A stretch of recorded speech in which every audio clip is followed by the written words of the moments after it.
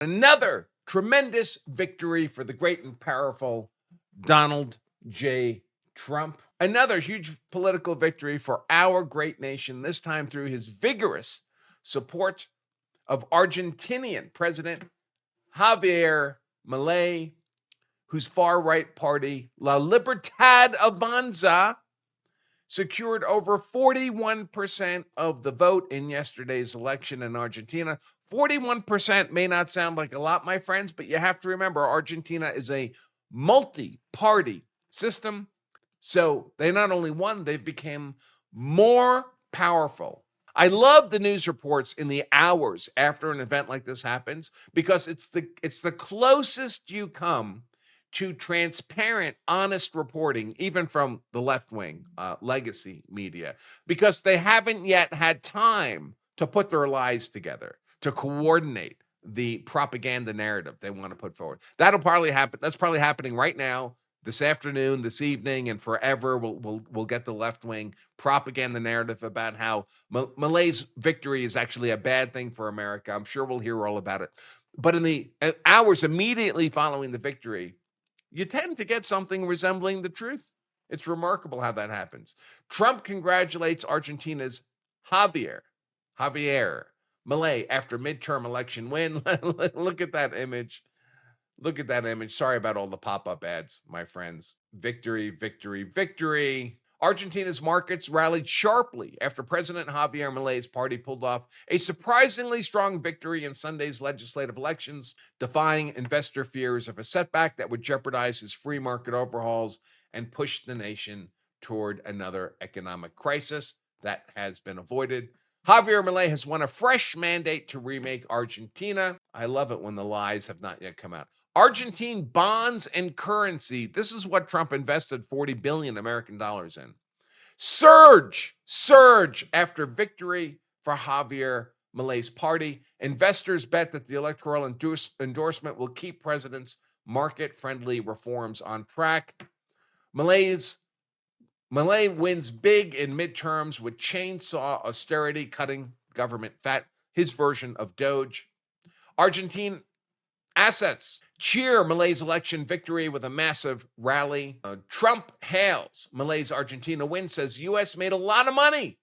U.S. made a lot of money. And then, of course, I don't pay for fortune, so they fogged out the rest of it. But, of course, this all has geopolitical implications as well. Look at this entire stretch of contiguous countries that run through South America that are politically conservative, anti-socialist, anti-communist. Includes Ecuador, that's at the top there, then Peru, Bolivia, Paraguay, Argentina, north to south. That would be a hell of a motorcycle trip. Here's a map of South America showing a political left and right orientation. Now, importantly, you need to reverse the colors from the American norm. So in America, red means Republican and blue means Democrat. The reverse is true here. Blue means conservative and red means socialist communist. When you look at this, so the blue is good. Of course, at the top, you have three commie countries. You have Colombia, that says Petro. We have Maduro in Venezuela. We have, well, a couple countries that are so small, they're hardly worth mentioning. The blue one is French Guiana. And then we have Brazil, the big one, and Uruguay. And then on the far left of the country, of course, we have Chile. Look at this stretch. So this all has political implications. And as this X account, Defense Analysis and Research Corporation, points out, if you are a sensitive young defense analyst, some of the most valuable work you could be investing your time in right now is investigating, writing about, articulating the implications and defining strategy for the new, reinvigorated Monroe Doctrine era, which is being inaugurated right before our eyes. And of course, part of this is reflecting the our America continues to concentrate military forces off the coast of Venezuela. America's newest and most advanced aircraft carrier, the Gerald Ford, departed from Croatia and is en route to Southcom, Southern Command, That's off Argentina. After the carrier strike group crosses the Atlantic, almost a quarter of the deployed U.S. naval fleet will be in the Venezuelan theater. It's pretty amazing. And these are all the various ships. The red ships are the ones moving over to Argentina, to Southcom from CENTCOM.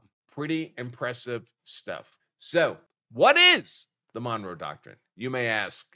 Because I know a lot of you are not properly educated in school. The Monroe Doctrine is a foundational principle of U.S. foreign policy that asserts American opposition to European interference in our hemisphere. America essentially claimed the entire Western Hemisphere under then President James Monroe. It declared the Americas off limits to European interference, political intervention, while at the same time saying, hey, and we'll keep our hands off the Eastern Hemisphere, kind of, maybe not so much. Over time, the Monroe Doctrine has been used to justify U.S. dominance in our Western Hemisphere, involving from a defensive stance to a tool for intervention. We have done a lot of military intervention in our hemisphere, for sure, especially back in the day, the early 1900s in particular, and then back again when the communists were trying to gain, and to some extent were successful in gaining a foothold in the Western Hemisphere because we had weak presidents at the time. President James Monroe initially articulated the doctrine to Congress in 1823. No European colonization, or at least further colonization in the Western Hemisphere, no political intervention, and a promise of reciprocity, which is a rule followed somewhat more in the abeyance. But now we're looking at a reinvigorated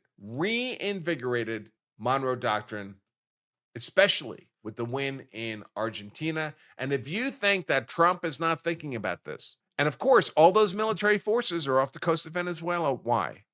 Would America be sad if there was regime change in Venezuela? And look at the squeeze that would put on Colombia.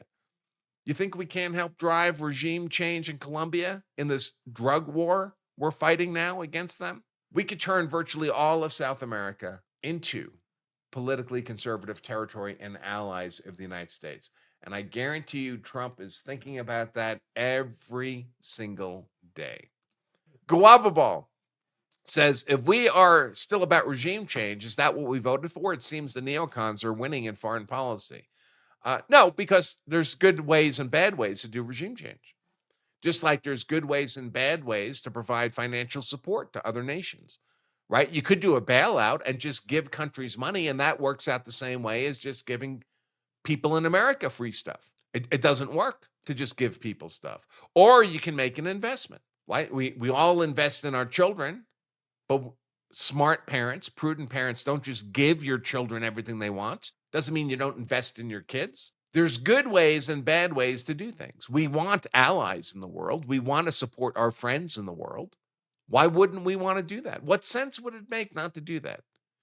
So people have to use their common sense. Just because there's bad ways of doing something doesn't mean there aren't good ways of doing it. There are bad ways of engaging in regime change. We ought not do those. There's also good ways of doing it, and we ought to pursue those because it's in our national interest. It's just like fighting. There's good reasons to fight and bad reasons to fight. You don't say, oh, that was a stupid war. That was a stupid conflict we got ourselves into. I'll never fight in defense of my nation again. That doesn't make any sense. So I would not recommend that. Apply your critical thinking abilities.